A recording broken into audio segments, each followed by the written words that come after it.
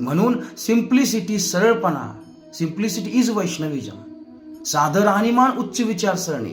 पण आजकाल आपण उच्च राहणीमान आणि तुच्छ विचारसरणीकडे जात आहोत. आपण रोज गातो, गुरुमुखे पद्मवाक्य चित्ते ते करूया ऐक्य. गुरूंच्या ज्या इन्स्ट्रक्शन्स आहेत त्या माझ्यासाठी सर्व काय आहेत, मला इतर कोणतीही आशा नाही, हे म्हणतो आपण रोज. पण त्याच्यावरती काम मात्र करत नाही, त्याचं आचरण मात्र करत नाही.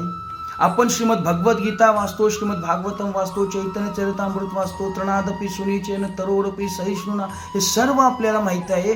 पण आपल्याला त्याचं आचरण करायचं नाहीये.